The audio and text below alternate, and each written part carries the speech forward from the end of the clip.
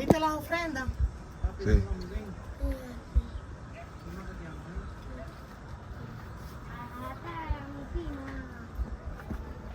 Eso es un caballo, eso es una mano, ¿qué carajo es? No sé, parece como un Eso es caballo. pito, lo que está ahí delante. El caballo hay una mano, parece como un pene o serpiente. Una mano así hacia el cielo, Sí, como que pidiendo, Un clavo. como que pidiendo paso, sí, ¿no? algo, sí. Yo voy a buscar en la internet. El significado de sí. eso. Yo he leído en el pasado, pero se me olvidó. No me levantes la talla, ¿viste lo que te estoy diciendo?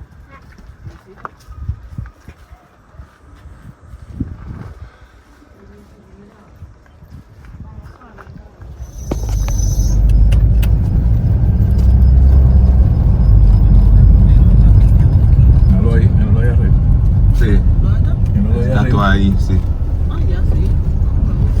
Ahí está aquí, ahí se ve. Lo que de lejos se ve que queda un... ¿Qué es eso, ma? Yo lo digo para que no ensucie el carro, para que no... Pero tú no puedes protestar y poner ese yo no quiero, que tengo hambre, que tengo. ¿Qué tú crees? Él no puede protestar, si va a caminar, ya camina. Sí. A caminar la montaña esa. Yo mejor el carro. Cimarrón.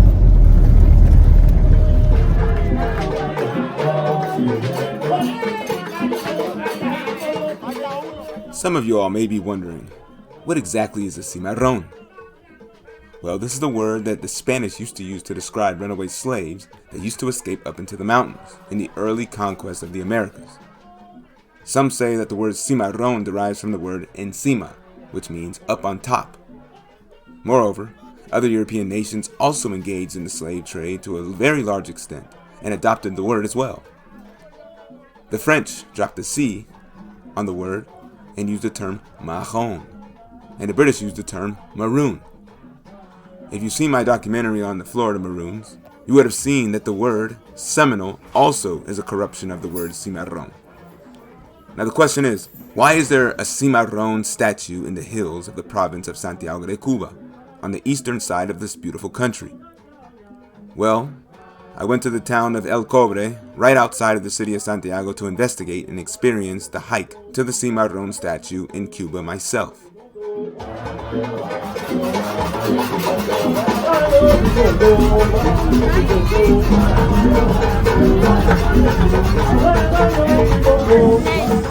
No, estoy bien, gracias. No quieren. Para poner el agua en la bolsa. Parece que ahí como que vendían algo así, ¿no? Parece que ahí como que vendían algo.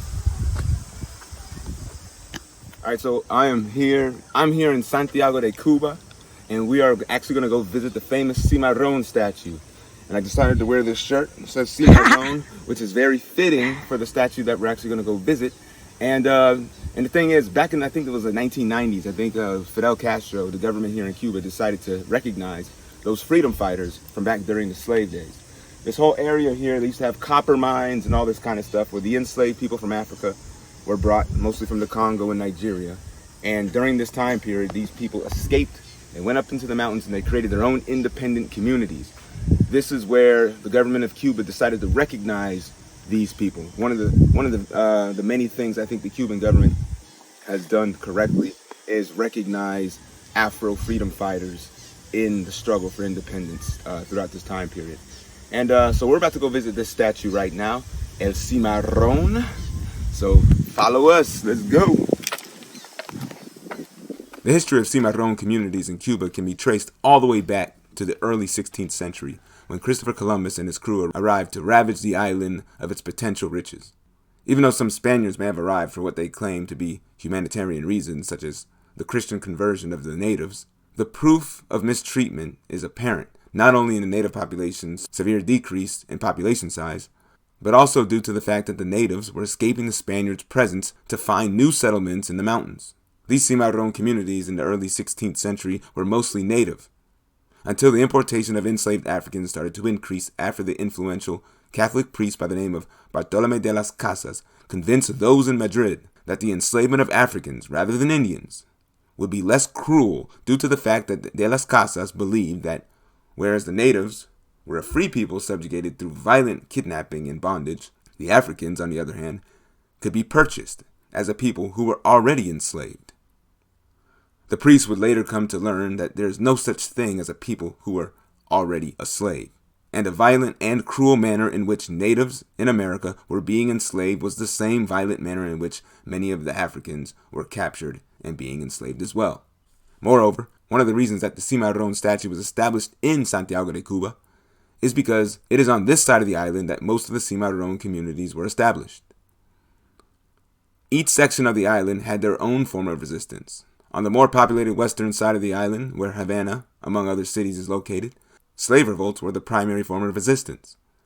However, on the eastern side of the island, where plantation slavery was heavily practiced in certain locations, the dense populations were more sparsely distributed throughout the region, allowing the enslaved Africans to flee to the many uninhabited mountainous terrains or the scantily populated valleys. Some of the early settlements could be found near El Cobre, a mining town in the province of Santiago de Cuba, and this is where Santiago's famous Cimarron statue is located. This is where many of the enslaved were brought to work in the copper mines in the area until they self-emancipated to create their own independent communities in the mountains.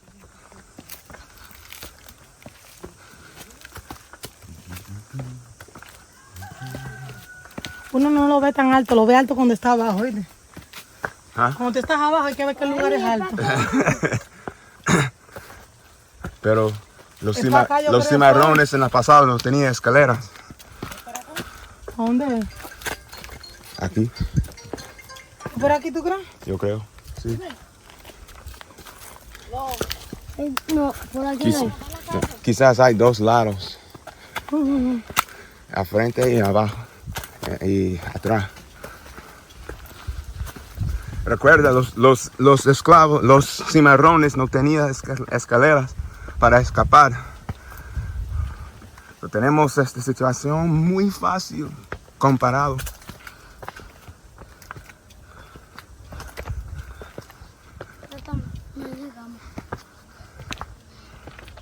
Joder, si es alto, ¿oíste? Mira el pueblo como se ve, mira. Wow. El cobre.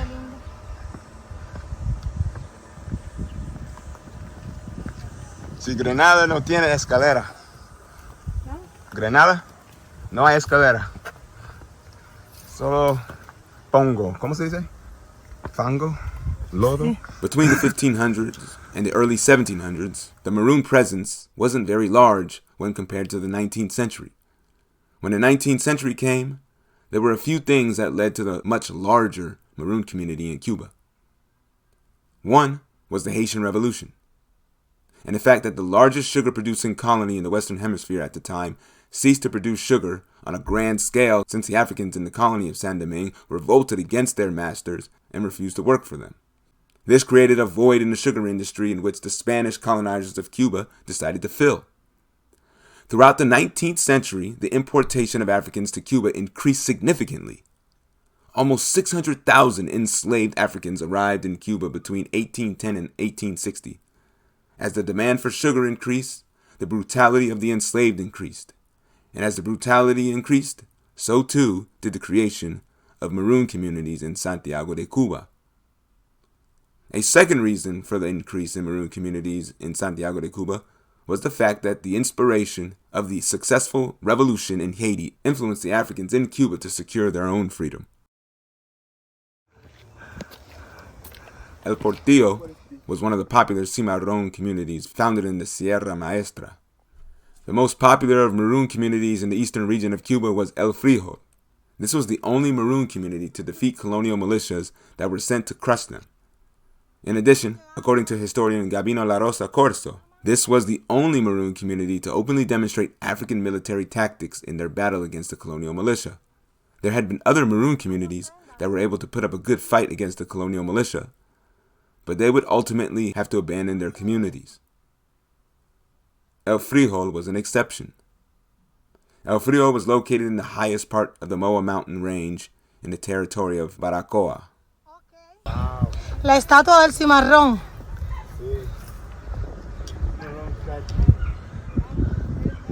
Han puesto ofrendas arriba.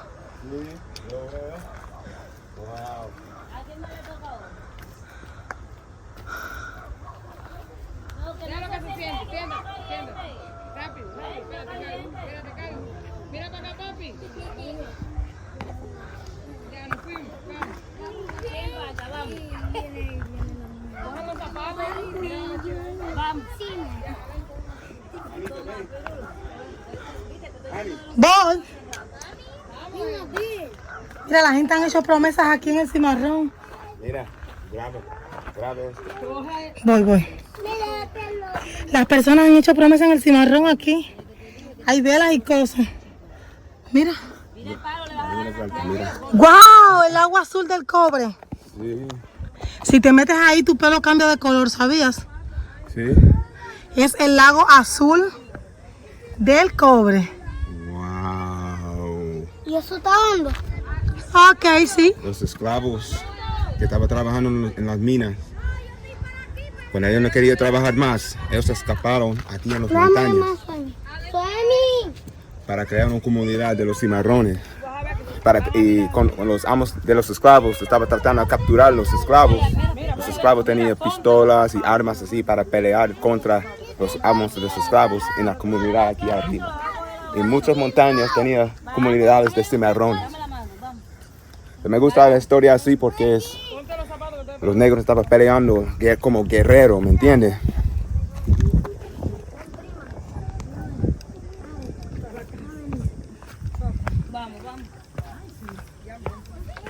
The Spanish monarch claimed throughout the 19th century that there may be links between the Maroons in the eastern region of Cuba and the Haitian Revolution.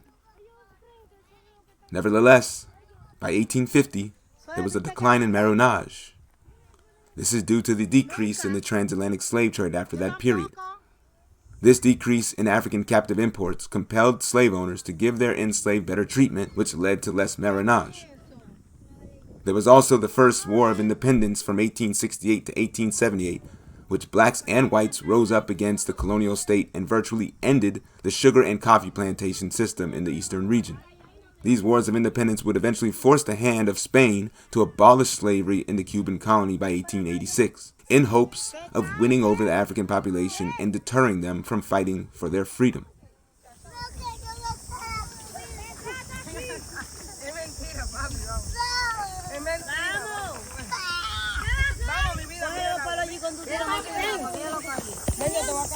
Es como una piscina. Wow. Dame la mano. Mira y aprende. Allá abajo, en la plazoleta. Como dicen, esto es real, esto se llama. Y nos ahogaban personas aquí seguro.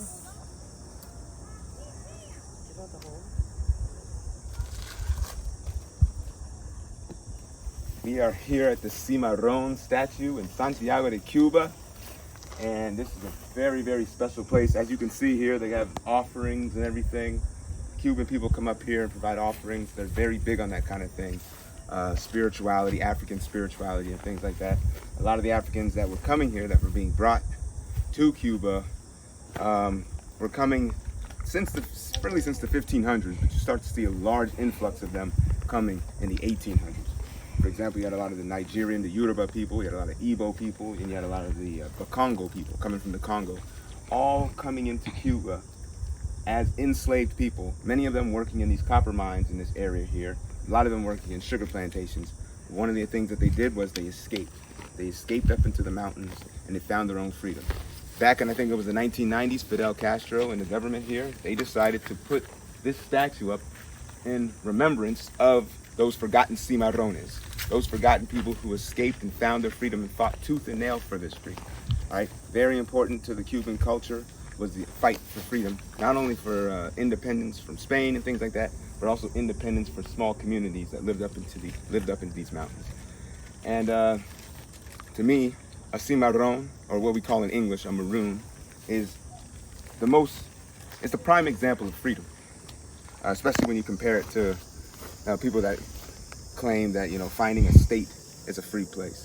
To me, statehood doesn't equal freedom. To me, maroonage actually equals freedom. And this is where I think this statue is very, very important to have in Cuba, as you can see. All right? Thank you very much for watching.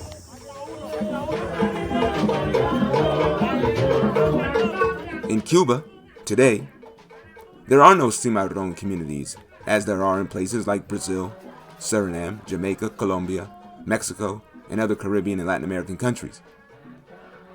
This may be due to the fact that Cuba itself is a maroon nation, like Haiti, in reference to it rebelling against colonialism and imperialism. Whatever the case may be, the nation of Cuba has honored its self-emancipating Africans with this Cimarron statue. That's it, folks. This is my trip to Santiago de Cuba to visit the Cimarron statue. The end.